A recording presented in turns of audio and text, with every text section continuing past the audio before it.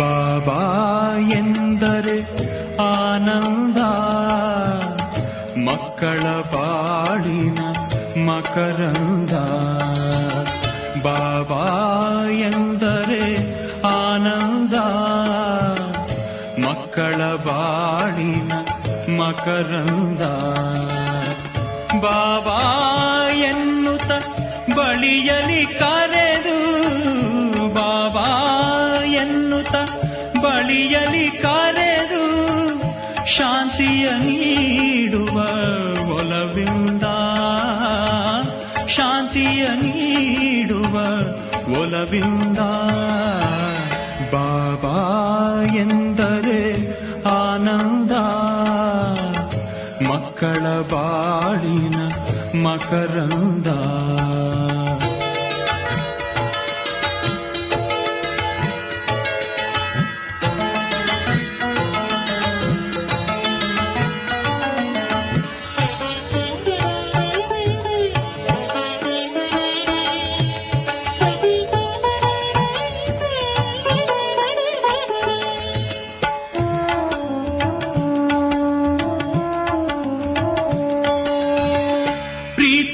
ಚಿಲುಮೆಯೇ ಬಾಬಾ,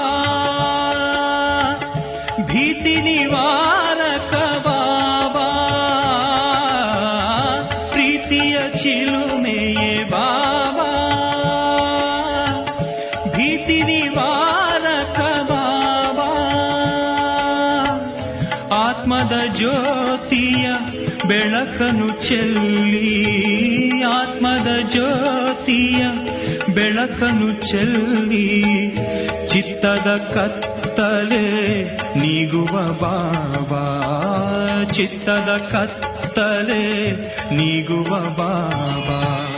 ಬಾಬಾ ಎಂದರೆ ಆನಂದ, ಮಕ್ಕಳ ಬಾಳಿನ ಮಕರಂದ.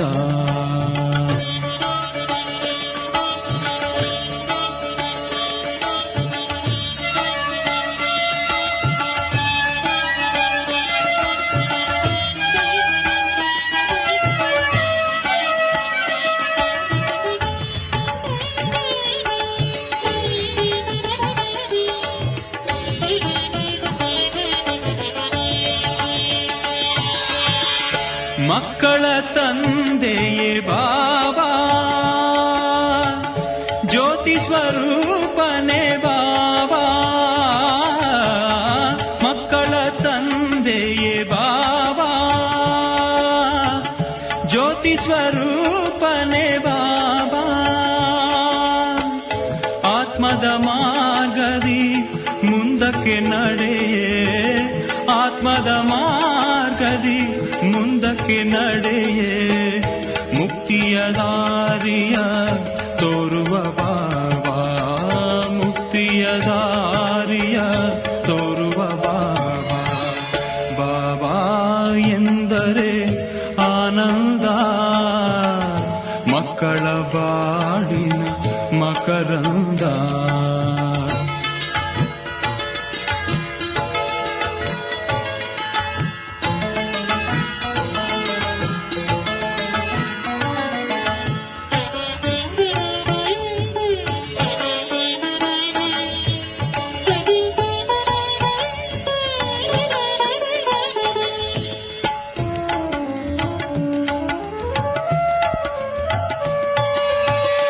ಜ್ಞಾನವ ತಿಳಿಸಿಹ ಬಾಬಾ, ಯೋಗವ ಕಲಿಸಿಹ ಬಾಬಾ. ಜ್ಞಾನವ ತಿಳಿಸಿಹ ಬಾಬಾ, ಯೋಗವ ಕಲಿಸಿಹ ಬಾಬಾ. ಯೋಗದ ಮಾರ್ಗದಿ ಮುಂದಕ್ಕೆ ನಡೆಯೇ, ಯೋಗದ ಮಾರ್ಗದಿ ಮುಂದಕ್ಕೆ ನಡೆಯೇ, ದೇಹದ ಸ್ಮೃತಿಯನು ಮರೆಸುವ ಬಾಬಾ, ದೇಹದ ಸ್ಮೃತಿಯನು ಮರೆಸುವ ಬಾಬಾ. ಬಾಬಾ ಎಂದರೆ ಆನಂದ, ಮಕ್ಕಳ ಬಾಳಿನ ಮಕರಂದ. ಬಾಬಾ ಬಾಬಾ ಎಂದರೆ ಆನಂದ, ಮಕ್ಕಳ ಬಾಳಿನ ಮಕರಂದ. ಬಾಬಾ ಎನ್ನುತ್ತ ಬಳಿಯಲಿ ಕರೆದು, ಬಾಬಾ ಎನ್ನುತ್ತ ಬಳಿಯಲಿ ಕರೆದು, ಶಾಂತಿಯ ನೀಡುವ ಒಲವಿಂದ, ಶಾಂತಿಯ ನೀಡುವ ಒಲವಿಂದ. ಬಾಬಾ ಎಂದರೆ ಆನಂದ, ಮಕ್ಕಳ ಬಾಳಿನ ಮಕರಂದ. ಬಾಬಾ ಎಂದರೆ ಆನಂದ, ಮಕ್ಕಳ ಬಾಳಿನ ಮಕರಂದ.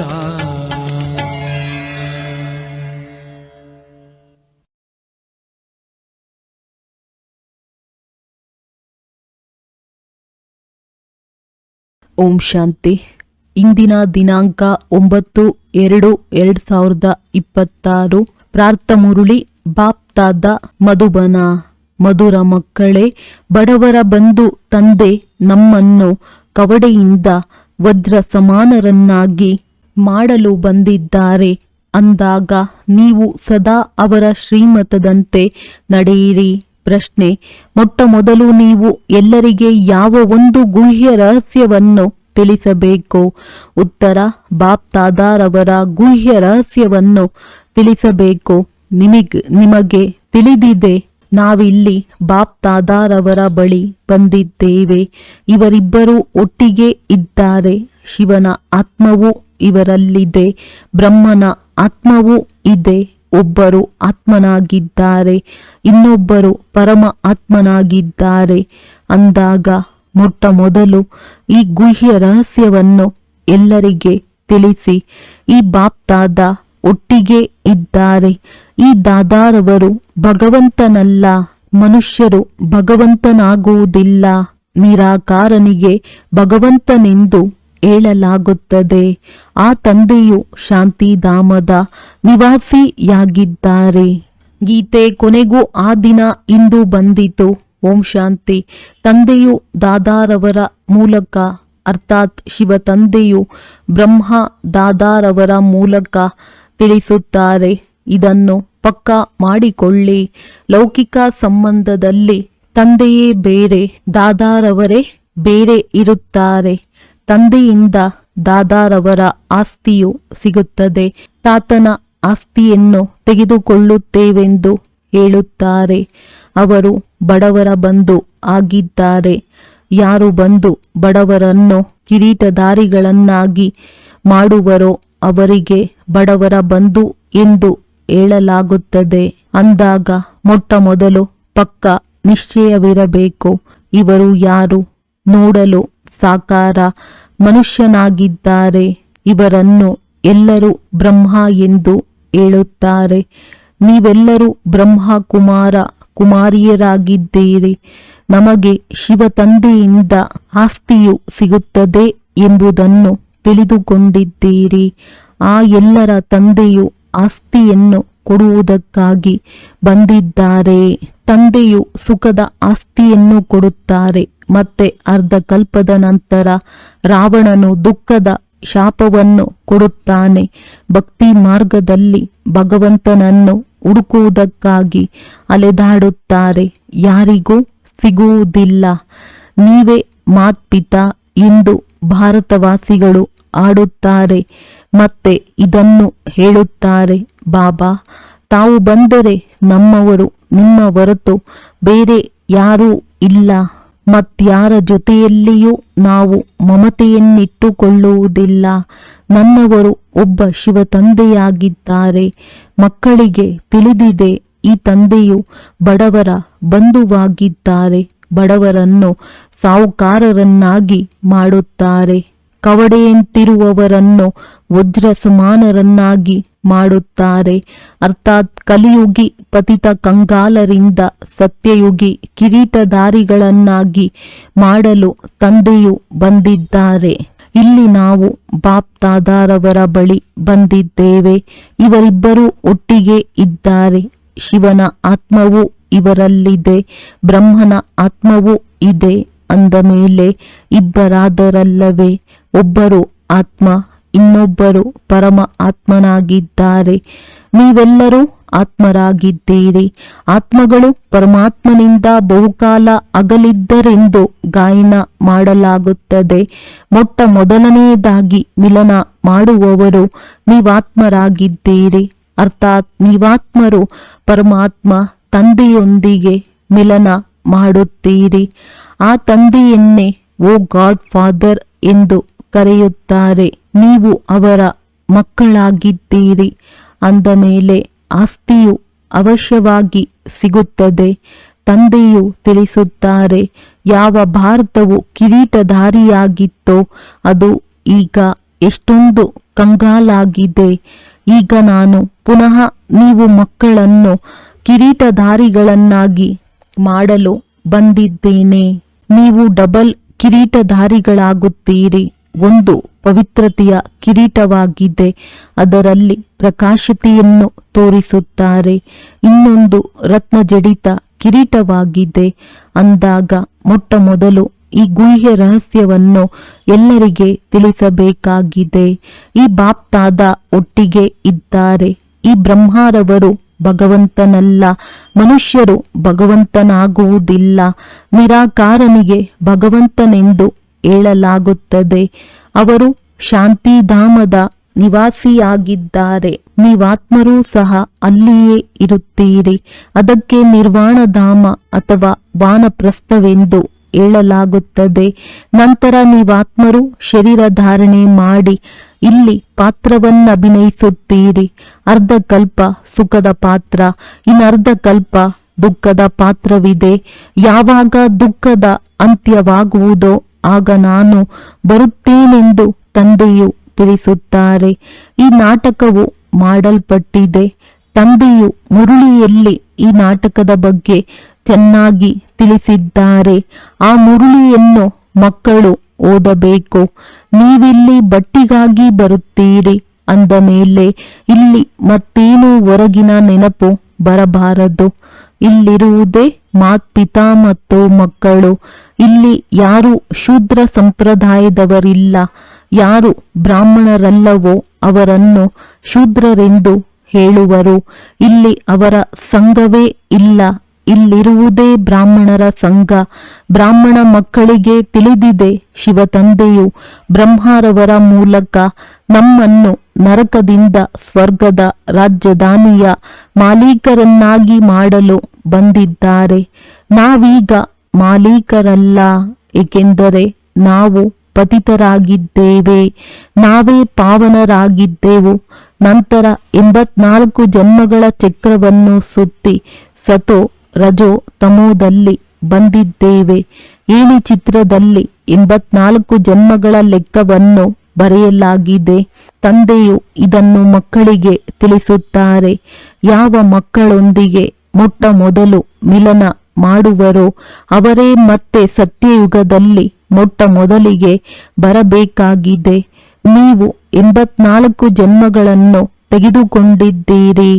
ಈ ರಚಯಿತ ಮತ್ತು ರಚನೆಯ ಸಂಪೂರ್ಣ ಜ್ಞಾನವು ಒಬ್ಬ ತಂದೆಯ ಬಳಿಯೇ ಇದೆ. ಅವರೇ ಮನುಷ್ಯ ಸೃಷ್ಟಿಯ ಬೀಜರೂಪನಾಗಿದ್ದಾರೆ.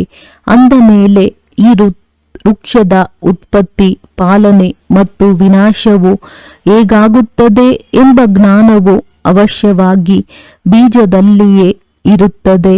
ಇದನ್ನು ತಂದೆಯೇ ತಿಳಿಸುತ್ತಾರೆ. ನೀವೀಗ ತಿಳಿದುಕೊಂಡಿದ್ದೀರಿ. ನಾವೀಗ ಭಾರತವಾಸಿಗಳು ಬಡವರಾಗಿದ್ದೇವೆ. ದೇವಿ ದೇವತೆಗಳಾಗಿದ್ದಾಗ ಎಷ್ಟು ಸಾಹುಕಾರರಾಗಿದ್ದೆವು. ವಜ್ರಗಳಿಂದ ಆಟವಾಡುತ್ತಿದ್ದೆವು. ವಜ್ರಗಳ ಮೆಹಲುಗಳಿದ್ದೆವು.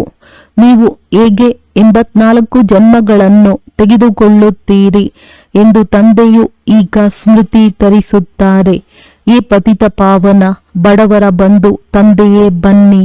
ನಾವು ಬಡವರನ್ನು ಪುನಃ ಸ್ವರ್ಗದ ಮಾಲೀಕರನ್ನಾಗಿ ಮಾಡಿ ಎಂದು ಕರೆಯುತ್ತಾರೆ. ಸ್ವರ್ಗದಲ್ಲಿ ಅಪಾರ ಸುಖವಿತ್ತು, ಈಗ ಅಪಾರ ದುಃಖವಿದೆ. ಮಕ್ಕಳಿಗೆ ತಿಳಿದಿದೆ. ಈ ಸಮಯದಲ್ಲಿ ಎಲ್ಲರೂ ಸಂಪೂರ್ಣ ಪತಿತರಾಗಿ ಬಿಟ್ಟಿದ್ದಾರೆ. ಈಗ ಕಲಿಯುಗದ ಅಂತ್ಯವಾಗಿದೆ. ನಂತರ ಸತ್ಯಯುಗ ಬೇಕು. ಮೊದಲು ಭಾರತದಲ್ಲಿ ಒಂದು ಆದಿ ಸನಾತನ ದೇವಿ ದೇವತಾ ಧರ್ಮವಿತ್ತು. ಅದು ಈಗ ಪ್ರಾಯಲೋಪವಾಗಿ ಬಿಟ್ಟಿದೆ ಮತ್ತು ಎಲ್ಲರೂ ತಮ್ಮನ್ನು ಹಿಂದೂಗಳೆಂದು ಕರೆಸಿಕೊಳ್ಳುತ್ತಾರೆ. ಈ ಸಮಯದಲ್ಲಿ ಕ್ರಿಶ್ಚಿಯನ್ನರು ಬಹಳ ಮಂದಿ ಆಗಿಬಿಟ್ಟಿದ್ದಾರೆ. ಏಕೆಂದರೆ ಹಿಂದೂ ಧರ್ಮದವರು ಅನೇಕರು ಹೋಗಿ ಆ ಧರ್ಮವನ್ನು ಸೇರಿದ್ದಾರೆ. ನೀವು ದೇವಿ ದೇವತೆಗಳ ಕರ್ಮವು ಮೂಲತಃ ಶ್ರೇಷ್ಠವಾಗಿತ್ತು. ನೀವು ಪವಿತ್ರ ಪ್ರವೃತ್ತಿ ಮಾರ್ಗದವರಾಗಿದ್ದೀರಿ. ಈಗ ರಾವಣ ರಾಜ್ಯದಲ್ಲಿ ಪತಿತ ಪ್ರವೃತ್ತಿ ಮಾರ್ಗದವರು ಆಗಿಬಿಟ್ಟಿದ್ದೀರಿ. ಆದ್ದರಿಂದ ದುಃಖಿಯಾಗಿದ್ದೀರಿ. ಸತ್ಯಯುಗಕ್ಕೆ ಶಿವಾಲಯವೆಂದು ಹೇಳಲಾಗುತ್ತದೆ. ಅದು ಶಿವತಂದೆಯಿಂದ ಸ್ಥಾಪನೆ ಮಾಡಲ್ಪಟ್ಟಿರುವ ಸ್ವರ್ಗವಾಗಿದೆ. ತಂದೆಯು ತಿಳಿಸುತ್ತಾರೆ, ನಾನು ಬಂದು ನೀವು ಮಕ್ಕಳನ್ನು ಶೂದ್ರರಿಂದ ಬ್ರಾಹ್ಮಣರನ್ನಾಗಿ ಮಾಡಿ ನಿಮಗೆ ಸೂರ್ಯವಂಶಿ ಚಂದ್ರವಂಶಿ ರಾಜಧಾನಿಯ ಆಸ್ತಿಯನ್ನು ಕೊಡುತ್ತೇನೆ. ಇವರು ಬಾಪ್ತಾದ ಆಗಿದ್ದಾರೆ. ಇವರನ್ನು ಮರೆಯಬೇಡಿ. ಶಿವತಂದೆಯು ಬ್ರಹ್ಮರವರ ಮೂಲಕ ನಮ್ಮನ್ನು ಸ್ವರ್ಗಕ್ಕೆ ಯೋಗ್ಯರನ್ನಾಗಿ ಮಾಡುತ್ತಿದ್ದಾರೆ. ಏಕೆಂದರೆ ಪತಿತ ಆತ್ಮವು ಪಾವನವಾಗುವವರೆಗೆ ಮುಕ್ತಿಧಾಮಕ್ಕೆ ಹೋಗಲು ಸಾಧ್ಯವಿಲ್ಲ.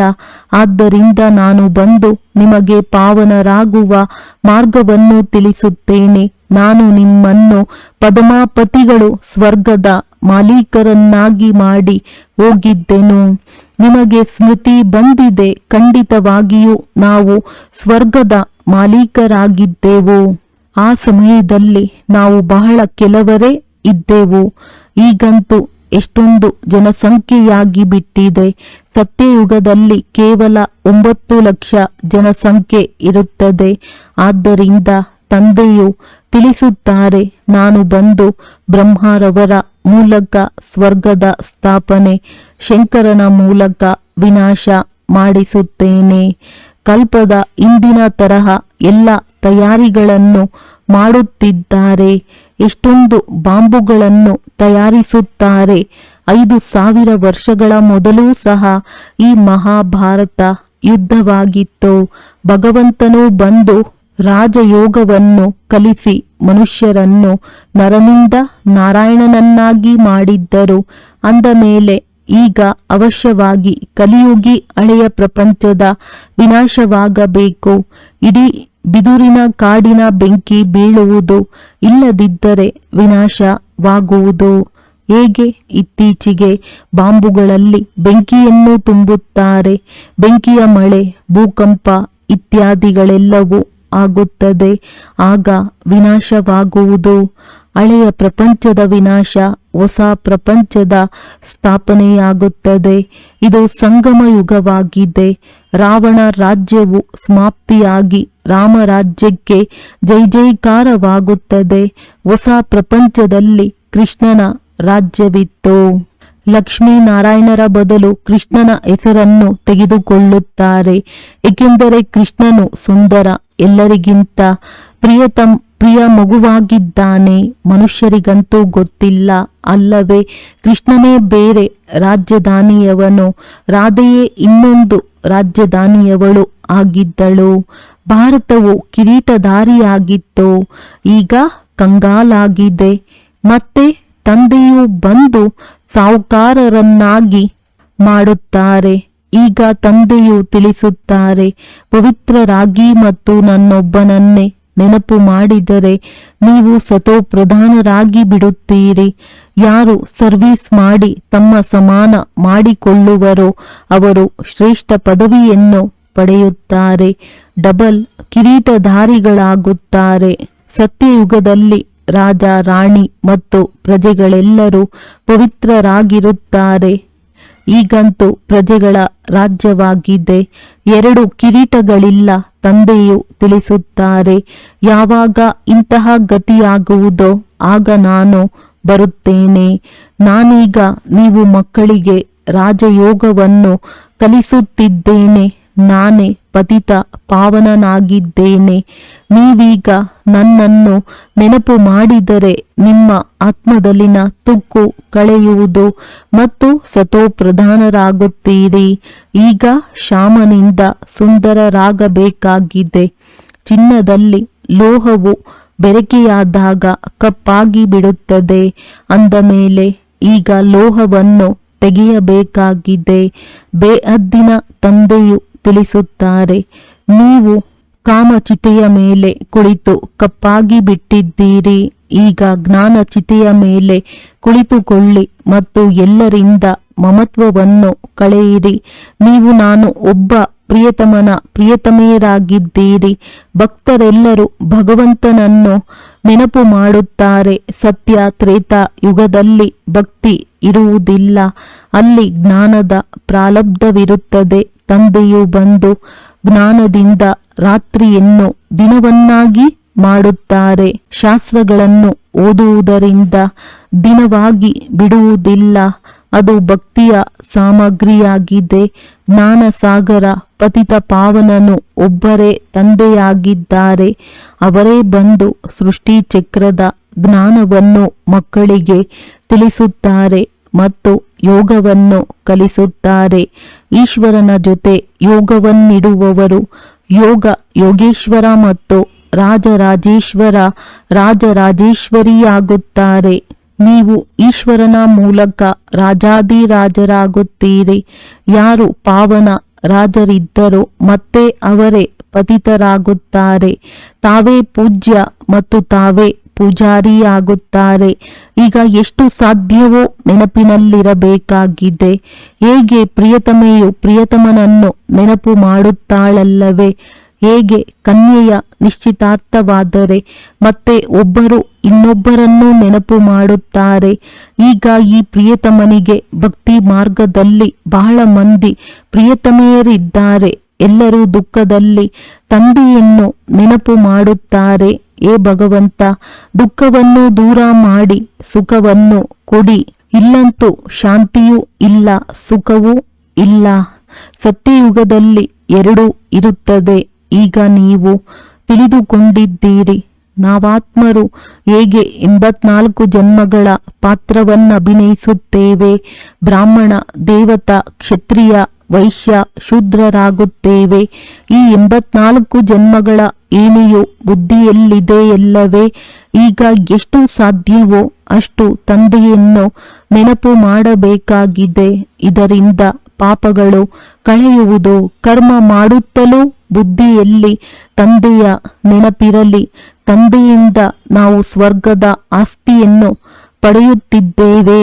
ತಂದೆ ಮತ್ತು ಆಸ್ತಿಯನ್ನು ನೆನಪು ಮಾಡಬೇಕಾಗಿದೆ. ನೆನಪಿನಿಂದಲೇ ಪಾಪಗಳು ಕಳೆಯುತ್ತಾ ಹೋಗುತ್ತವೆ.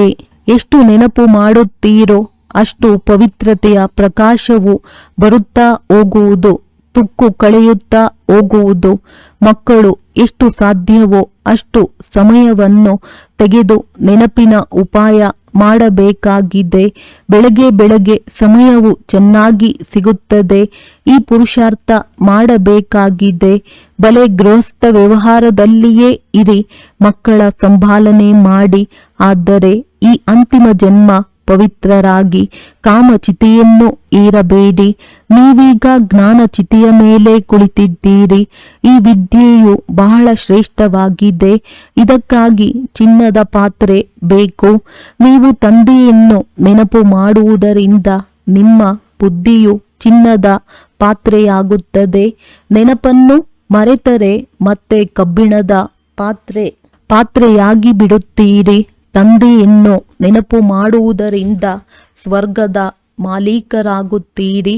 ಇದು ಬಹಳ ಸಹಜವಾಗಿದೆ.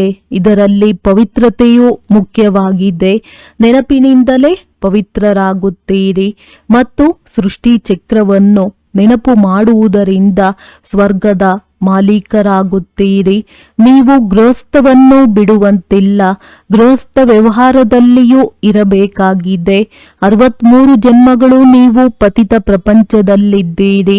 ಈಗ ಶಿವಾಲಯ ಅಮರಲೋಕದಲ್ಲಿ ಹೋಗುವುದಕ್ಕಾಗಿ ನೀವು ಇದೊಂದು ಜನ್ಮ ಪವಿತ್ರರಾಗಿದ್ದರೆ ಏನಾಗುತ್ತದೆ? ಬಹಳ ಸಂಪಾದನೆಯಾಗುತ್ತದೆ. ಪಂಚವಿಕಾರಗಳ ಮೇಲೆ ಜಯಗಳಿಸಬೇಕು, ಆಗಲೇ ಜಗಜ್ಜೀತರಾಗುವಿರಿ. ಇಲ್ಲವೆಂದರೆ ಪದವಿಯನ್ನು ಪಡೆಯಲು ಸಾಧ್ಯವಿಲ್ಲ. ತಂದೆಯು ತಿಳಿಸುತ್ತಾರೆ, ಎಲ್ಲರೂ ಸಾಯಲೇಬೇಕಾಗಿದೆ. ಇದು ಅಂತಿಮ ಜನ್ಮವಾಗಿದೆ. ನಂತರ ಹೋಗಿ ನೀವು ಹೊಸ ಪ್ರಪಂಚದಲ್ಲಿ ರಾಜ್ಯ ಮಾಡುತ್ತೀರಿ. ವಜ್ರ ವೈಡೂರ್ಯಗಳ ಗಣಿಗಳು ಸಂಪನ್ನವಾಗಿ ಬಿಡುತ್ತವೆ. ಅಲ್ಲಿ ನೀವು ವಜ್ರ ವೈಡೂರ್ಯಗಳಿಂದ ಆಟವಾಡುತ್ತಾ ಇರುತ್ತೀರಿ.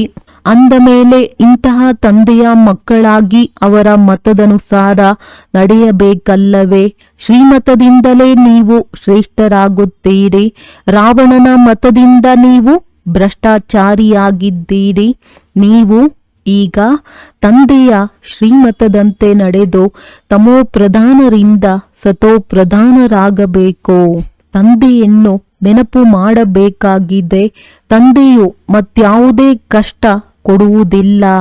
ಭಕ್ತಿ ಮಾರ್ಗದಲ್ಲಂತೂ ನೀವು ಬಹಳ ಅಲೆದಿದ್ದೀರಿ.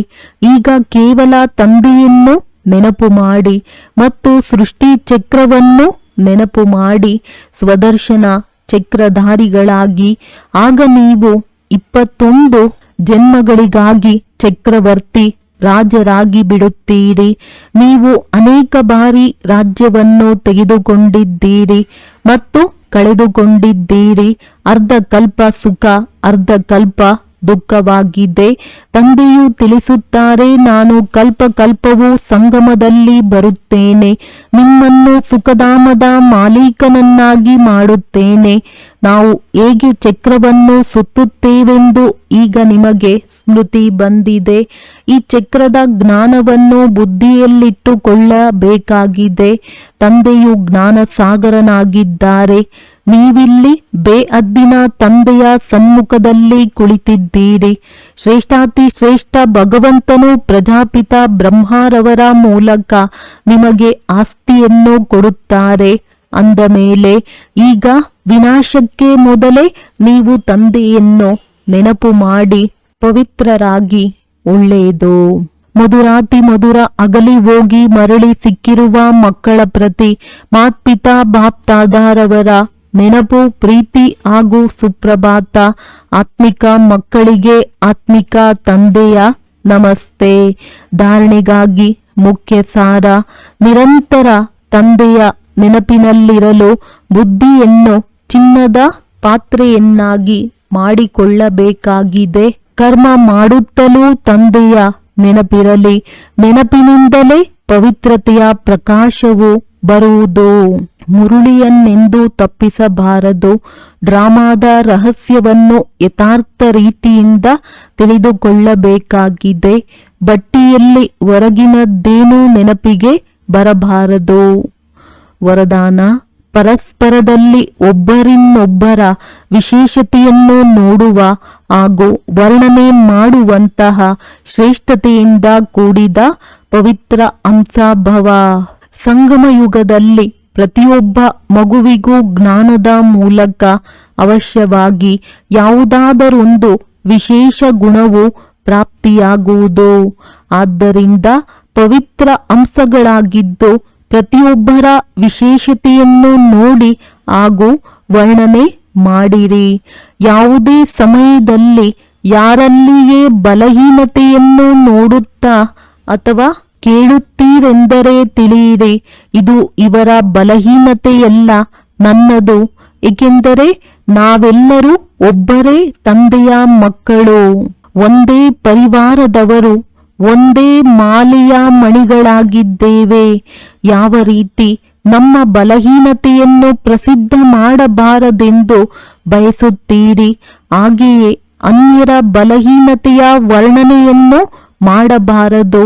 ಹೋಲಿ ಅಂಶ ಎಂದರೆ ವಿಶೇಷತೆಗಳನ್ನೇ ಗ್ರಹಿಸುವುದು ಮತ್ತು ಬಲಹೀನತೆಗಳನ್ನು ನಶಿಸುವುದು. ಸ್ಲೋಗನ್: ಸಮಯವನ್ನು ಉಳಿತಾಯ ಮಾಡುವಂತಹ ತೀವ್ರ ಪುರುಷಾರ್ಥಿಗಳೇ ಸದಾ ವಿಜಯಿಗಳು ಆಗಿದ್ದಾರೆ. ಅವ್ಯಕ್ತ ಸೂಚನೆ: ಏಕತೆ ಮತ್ತು ವಿಶ್ವಾಸದ ಗುಣಲಕ್ಷಣಗಳ ಮೂಲಕ ಸಫಲತಾ ಸಂಪನ್ನರಾಗಿರಿ. ಹೇಗೆ ಮಣಿಗಳ ವಿಶೇಷತೆ ಇರುತ್ತದೆ. ಒಂದೇ ತರಹ ಮಣಿಗಳು ಮಾಲೆಯ ಒಂದೇ ದಾರದಲ್ಲಿ ಪೋಣಿಸಲಾಗುತ್ತದೆ. ಹೀಗೆ ನೀವೆಲ್ಲ ವೈಜಯಂತಿ ಮಾಲೆಯ ಮಣಿಗಳು ಸಹ ಯಾವಾಗ ಏಕಮತ ಒಬ್ಬರದ್ದೇ ಲಗನ್ನಲ್ಲಿ ಏಕರಸ ಸ್ಥಿತಿಯುಳ್ಳವರು ಒಬ್ಬರೇ ಕಾಣಿಸುವರು, ಆಗ ಮಾಲೆಯಲ್ಲಿ ಪೋಣಿಸಲಾಗುವುದು. ಒಂದು ವೇಳೆ ಪರಸ್ಪರದಲ್ಲಿ 2 ಮತಗಳಿದ್ದರೆ ಅದು ಬೇರೆ, ಅರ್ಥಾತ್ 16,000 ಮಾಲೆಯ ಮಣಿಗಳಾಗಿ ಬಿಡುತ್ತಾರೆ. ಒಳ್ಳೆಯದು. ಓಂ ಶಾಂತಿ.